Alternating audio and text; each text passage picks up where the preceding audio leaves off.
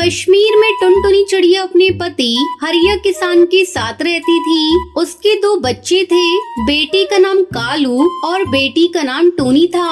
हरिया तोता अपने खेतों में केले उगाकर बेचा करता था और उससे अपने घर का खर्च चलाता था।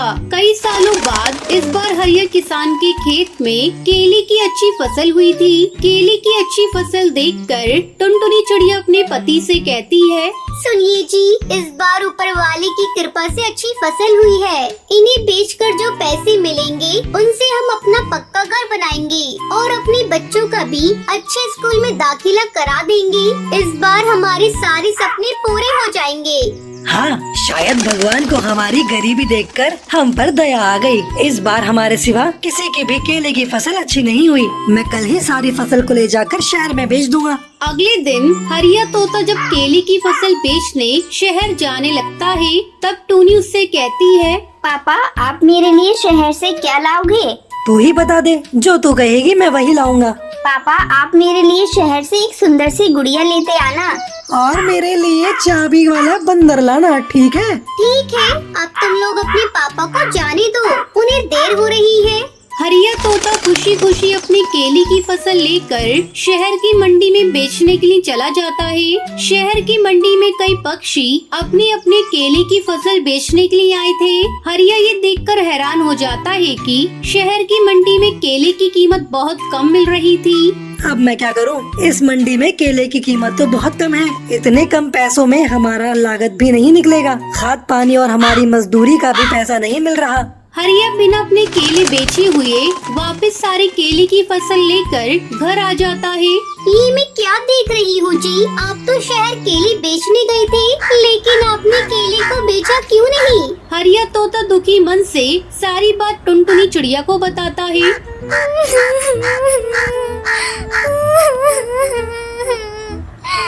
हे भगवान, हमारे सारे सपने टूट गए। अब हम क्या करेंगे? कोई बात नहीं, आप सारे केले को एक कमरे में रख दो। अब से हम लोग इन्हीं केले को खाकर अपना गुजारा करेंगे। इस तरह पूरा परिवार केले खाकर अपने दिन काटने लगी। एक दिन जब टुनटुनी चिड़िया अपनी बेटी को केले खाने को देती है, तो टूनी कहती है, क्या माँ, तुम हर दिन हमें केले खाने को देती हो? मुझे आज इन केलों को नहीं खाना। मुझे तो तुम्हारे हाथ की बने हुए केले के चिप्स खाने हैं। हाँ माँ, मैं भी केला चिप्स ही खाऊंगा, वरना भूखा ही रहूंगा। अच्छा बाबा, आज मैं तुम लोगों के लिए केले के चिप्स ही बनाऊंगी। आप खुश? दोनों बच्चे खुश हो जाते हैं। टुनटुनी चिड़िया केले चिप्स बनाने के लिए जाती है। ये क्या? तेल का डब्बा तो बिल्कुल ही खाली है, इसमें तो तेल है ही नहीं। ऐसा करती हूँ, मैं बिना तेल के तवे पर सेक देती हूँ। फिर टुनटुनी केले को बारीक काट कर चिप्स बनाती है। आओ बच्चों, तुम्हारा मनपसंद केला चिप्स तैयार है। दोनों बच्चे केला चिप्स खाते हैं। माँ, आज के केला चिप्स तो पहले से भी ज्यादा स्वादिष्ट है। टुनटुनी भी केला चिप्स खाती है। उसे विश्वास नहीं हो रहा था कि उसने केले की इतनी स्वादिष्ट चिप्स बनाए हैं। वाकई ये चिप्स तो बहुत ही स्वादिष्ट है। ऐसा करती हूँ, मैं कल से ही केले का चिप्स बेचने का काम शुरू कर देती हूँ। हो सकता है इसमें भगवान की कोई इच्छा हो और केले चिप्स बेचकर हम लोग अमीर हो जाएं। अगले दिन से टुनटुनी चिड़िया केला चिप्स बनाकर बेचने लगती है। टुनटुनी चिड़िया के ठेले पर कुछ पक्षी केले चिप्स खाने के लिए आते हैं। इससे उसकी अच्छी कमाई होने लगती है। देख लिया जी, ये केले की फसल हमारे बहुत काम आई। अब तो हर सीजन में आप खेत में केवल केले ही उगाइएगा। हमें मंडी में ले जाकर केले की फसल बेचने की कोई चिंता नहीं। ये लो कुछ पैसे और दोनों बच्चों को ले जाकर किसी अच्छे स्कूल में दाखिला करा दो। इस साल हरिया किसान अपने खेत में केला उगाता है और टुनटुनी चिड़िया केले से बनी हुई चिप्स बेचकर अपना जीवन खुशी खुशी गुजारने लगी।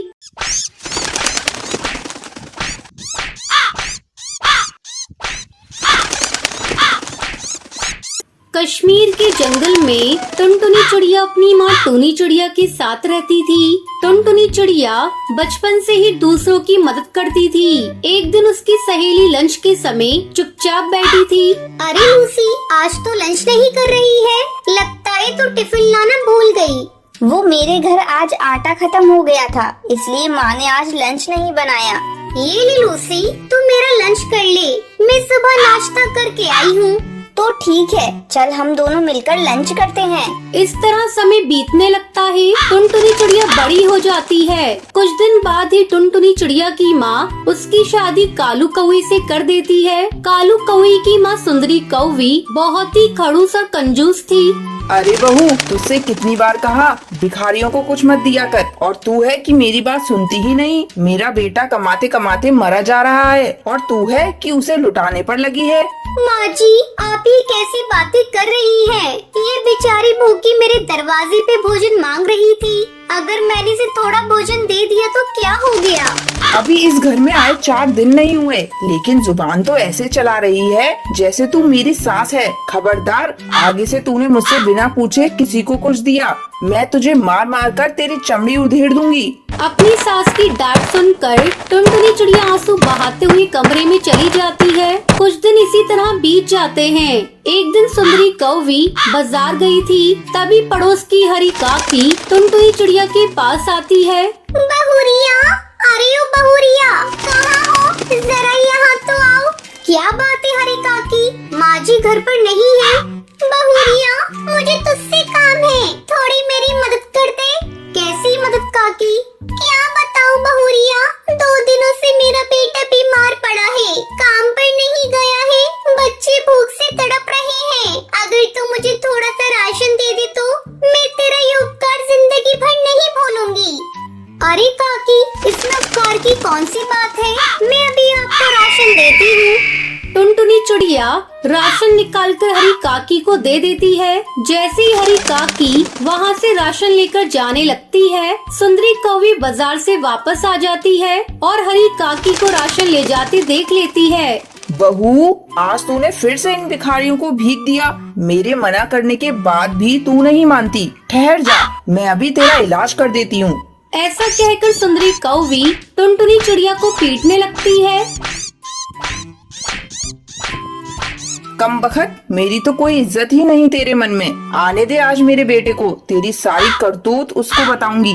माँ जी, मैंने बचपन से ही जरूरतमंदों की सहायता की है। हरी काकी के बच्चों को अगर मैंने थोड़ा राशन दे दिया तो कौन सा गलत कर दिया? तेरे बाप के घर से आता है राशन तो मंगा ले और बांटती रहे, पर खबरदार मेरे बेटे की कमाई को इन भिखारी पक्षियों पर लुटाया तो। उस दिन टुनटुनी चिड़िया बहुत दुखी थी। वो जंगल में नदी किनारे एक पेड़ के नीचे बैठकर रोने लगती है। तभी वहाँ एक जादूगरनी आती है। बेटी, मैं बहुत देर से देख रही हूँ, तू यहाँ बैठकर रो रही है। क्या दुख है तुझे? तू इतनी परेशानी में क्यों है? मैं एक जादूगरनी हूँ, मैं तेरा सारा दुख दूर कर दूंगी। भली जादूगरनी, मेरी सासू माँ मुझे बहुत दुख देती है। कुछ ऐसा करो जिससे वो मुझे प्यार करने लगी। बेटी, तू रोकर अपने आंसू बर्बाद मत कर। मैं आज से तुझे ऐसी शक्ति देती हूँ कि जब भी कोई तुझे रुलाएगा, तेरे आंसुओं के सैलाब में वो डूबकर मर जाएगा। अब तू बेफिक्र होकर अपने घर जा। फिर टुनटुनी चिड़िया अपने घर वापस लौट आती है। इधर सुंदरी कौवी का गुस्सा अभी तक शांत नहीं हुआ था। जैसे ही वो टुनटुनी चिड़िया को देखती है, उसे फिर से पीटना शुरू कर देती है। अचानक हुई पिटाई से टुनटुनी चिड़िया रोने लगती है और उसके आंसू नीचे गिरने लगते हैं। जैसे ही उसके आंसू नीचे गिरते हैं, वो एक सैलाब का रूप ले लेते हैं और उसमें सुंदरी कौवी डूबने लगती है। बचाओ बचाओ बहू, मुझसे बहुत बड़ी गलती हो गई, बचाओ। मैं आगे से तुझे कभी दुख नहीं दूंगी। ये सुनकर टुनटुनी चिड़िया खुश हो जाती है और अपनी सास को माफ कर देती है। टुनटुनी चिड़िया के ऐसे करते ही आंसुओं का सैलाब गायब हो जाता है। कुछ दिन के बाद से सुंदरी कौवी बदल जाती है। फिर दोनों सास बहू खुशी खुशी रहने लगती है।